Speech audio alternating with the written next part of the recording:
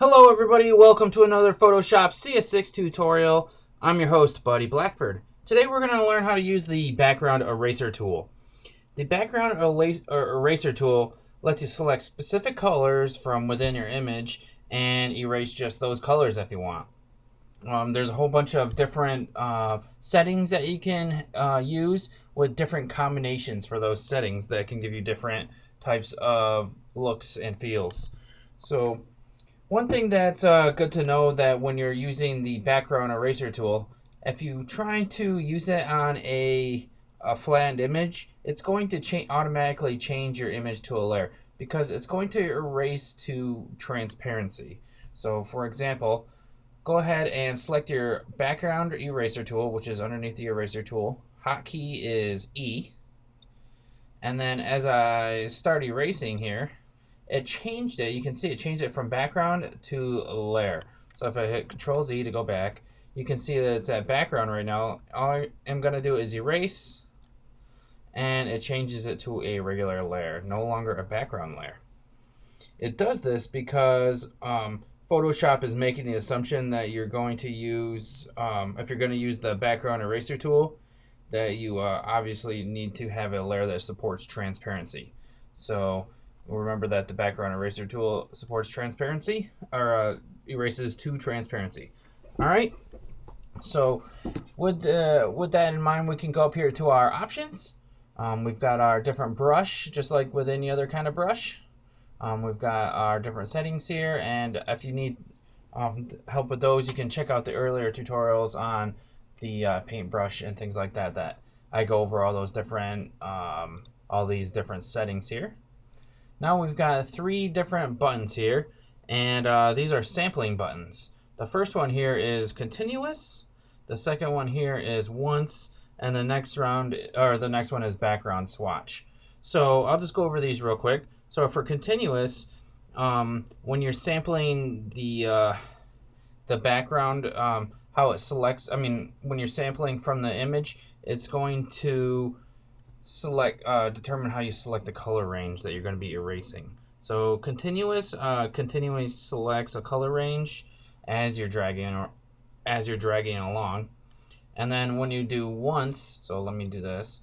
Here's continuous, and it's just going through everything. And then if I go to once right here, I'm going to need to select. So if I hold down Alt and select the color, now it's only going to sample what you first selected when you clicked your mouse. So if I click on there, and then you can see that it's not going to erase this black stuff because it's not the same color. So that's a good way to easily erase things. Now the next thing that we got is the background swatch, which is this. And it's only going to erase things that are this color background. So my color background right now is blue. And we'll see if I can get anything that's blue that we can erase. Maybe it'll erase these jeans a little. Nope, not the right color blue. But if I click on my color and then select a color from the jeans and hit OK, change it to my background, now I can erase the jeans there, which is kind of a weird thing to pick, but now that person has no jeans. I'll go back. All right, so those are the different sampling buttons. You can see what those do. Now we can go here to our limits, and this is how far you want the erasing to spread. Oh, it says it right there. I never knew that actually. But we can go down here. We've got discontiguous, contiguous, and find edges. Discontiguous lets the eraser tool, it works with all the similar color range pixels throughout the image.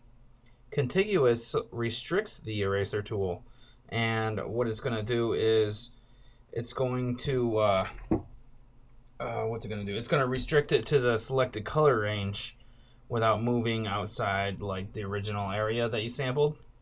And find edges looks for a shift in the color range and attempts to erase the visual edge of the image. Okay, so I wanted to go over the difference between contiguous and discontiguous here. And what it means is it kind of acts like a color barrier, and one acts like whatever colors are within your circle. So just think of that when I'm talking about this. So make sure you have one selected in your sampling. I'm going to go ahead and, oops, my bad. I'm going to go ahead and zoom in on this image to this R right here. Now I'm going to go back to my magic eraser tool. And when you're looking at the magic eraser tool here, you can see that there is, for the cursor, it's a circle with a plus in front of it, and the plus in the middle of it. And the plus is where you're going to be sampling from. And you can see my plus right now is right on the R. So right now I have contiguous selected.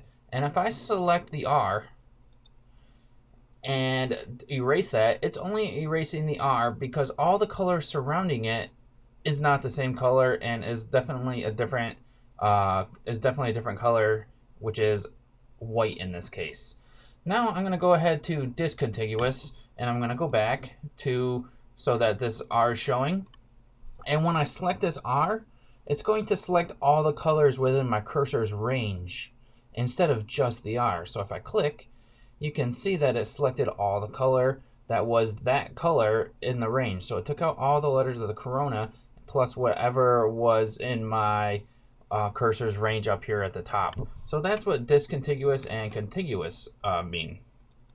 Now the next one is find edges, and I don't really use that one that often, but it looks for a shift in the color range and attempts to erase the edge of the image. So I'm going to try this out on here. Not sure if I'm not guaranteeing that it'll work because it doesn't always work in all the images. I almost never use the find edges, but we'll try here. So I'm going to try to get the edge of this, and as you can see, it got like the edges of the letters. So that's how that one works. It tries to get around the edges of things, and it works better in vector images and things where the edges are clearly visible, but not as great in an image like this. As you can see, not everything was taken care of. So that's how find edges works. The next thing we've got here is our tolerance, and the higher tolerance, the higher the range for your eraser tool. So the more colors it's going to pick up when you have a higher tolerance. If you set the tolerance to low, then it's not going to have a higher as high range of color to choose from to erase from. So we got the protect foreground color here.